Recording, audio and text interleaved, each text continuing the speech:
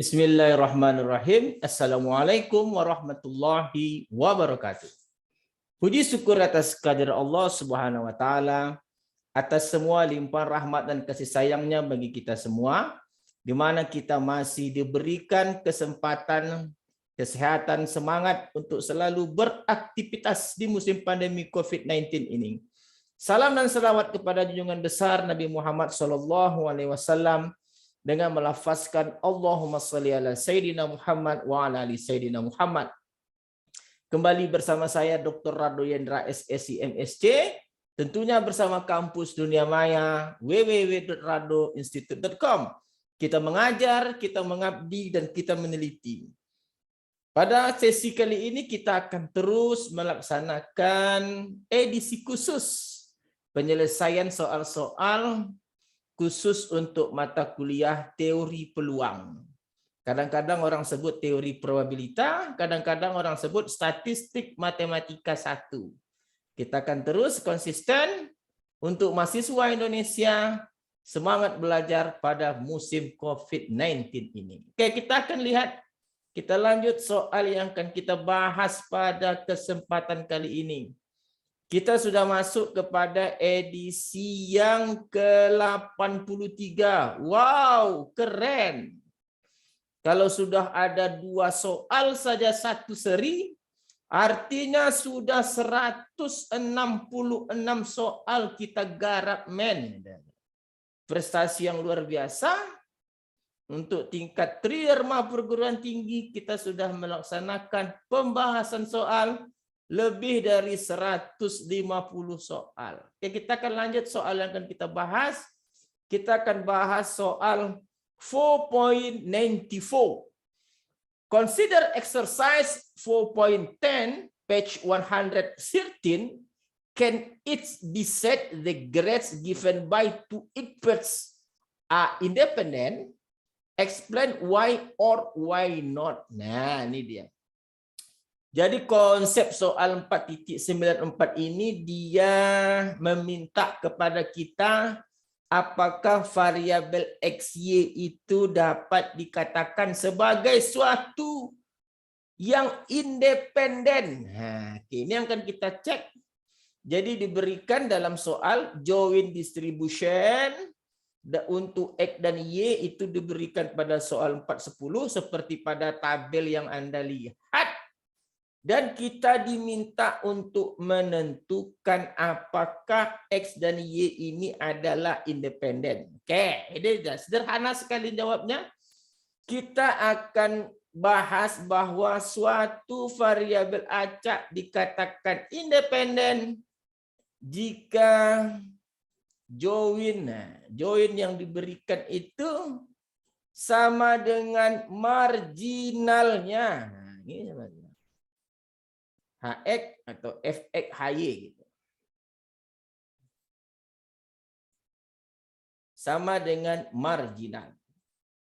Jadi jika sama hasil perkalian marginal dengan joint distribution function-nya, maka dia dikatakan sebagai suatu variabel acak yang independen. Nah, kita coba salah satu saja.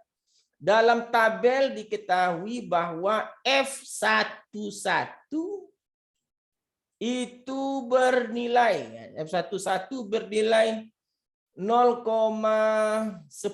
Oke. Jadi F11 dia bernilai 0, nih 0,10 nih. Kita tengok dulu betul lah 0,10 nih. Oke lah, kita katakanlah ini 0,10. F11 0,10. Nah, untuk itu kita perlu mencari F1. Ingat, dalam marginal yang dikatakan F1 itu satunya tetap Y-nya bergerak. Berarti 11 tambah F12. Nah, ini teorinya yang teori sederhana. F12. Ingat, 1 X-nya tetap, Y-nya bergerak, tambah F13. Nah, berarti sama dengan F11 ini X 11, 12, 13. 0,10 kita coba di sini 0,10 tambah 12. 12 ini dia 0,05. 12 0,05. Sedangkan 13 adalah 0,02. Berarti di sini kira-kira 0,17. Oke. Nah, untuk mencari marginal H1 artinya Y-nya tetap 1, yaitu F11, Y-nya tetap, ingat di sebelah belakang ini Y, tambah dengan F21. Oke, yang di belakang tetap 1, yang bergerak X tambah dengan F31. Oke, kita coba lihat F11-nya tetap tadi 0,10. Oke.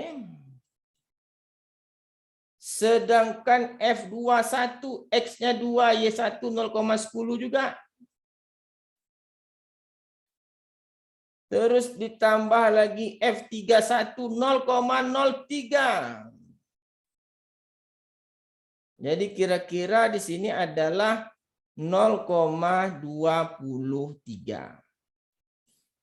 Nah, oleh sebab itu kita akan cek hasil perkalian joint distribution function-nya dengan marginalnya. Kalau dia sama hasil perkaliannya, maka dikatakan dia adalah independen. Nah, tadi ini 0,10. Sedangkan ini tadi adalah 0,17. Ini dikali dengan 0,23. Ternyata hasil perkaliannya itu tidak sama. Maka dia dikatakan dependen atau tidak independen. Nah, dependen.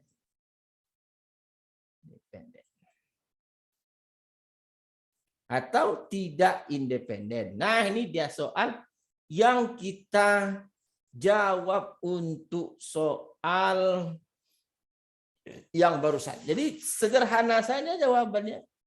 Kita harus mengerti mana yang dikatakan marginal, mana yang dikatakan joint distribution function. Bukan joint density function ya, karena dia discrete maka disebut dengan joint distribution function. Oke, kita lanjutkan dengan soal yang berikutnya. Kita lihat soal berikutnya, kita share. Siap soal berikutnya. Ini dia. Ini soal anak-anak ini. Semudah sekali soal ini. Soal anak-anak. Kata soalnya, a company's marketing and accounting department have determined that if the company markets its newly developed product, the contribution of the product to the firm's profit during the next 6 months is described by the following. Oke, dia beli profit contribution, dia berikan probability. Pertanyaannya adalah, the question is, what is the company expected profit? Nah, kalau dikatakan expected, kita akan mencari ekspektasi X. Oke, ini dia. Karena dia bervariabel acak diskrit, maka menggunakan sigma. Sigma X dikali dengan Fx. Ini dia jawabannya. Sederhana sekali jawabannya. Sama dengan minus $5.000, minus 5.000 dikali Fx, Fx-nya probability 0,2 ditambah dengan 10.000 dikali dengan Fx probability-nya 0,5. Tambah seterusnya dengan 30.000. Oke. Dikali dengan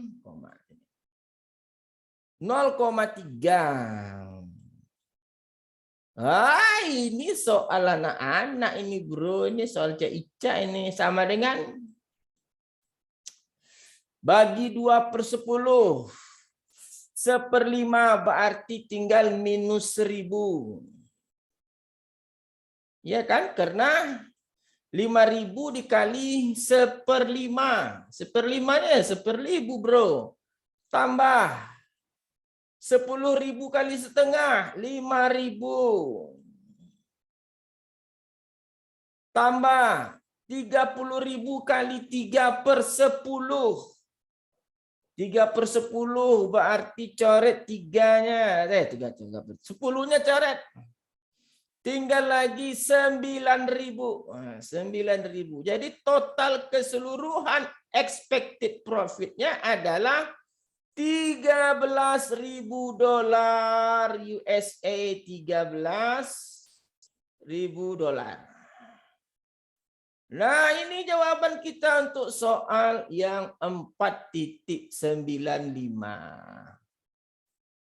Jadi kalau kita lihatlah soal yang kita bahas tahap bertahap, memang semuanya itu tergantung kepada pengetahuan tentang kalkulus dan aljabar. Jadi kalau Anda memang sudah masuk di matematik, persiapkan diri, perkuat motivasi dalam mengintegralkan atau dalam mengaljabarkan gitu loh.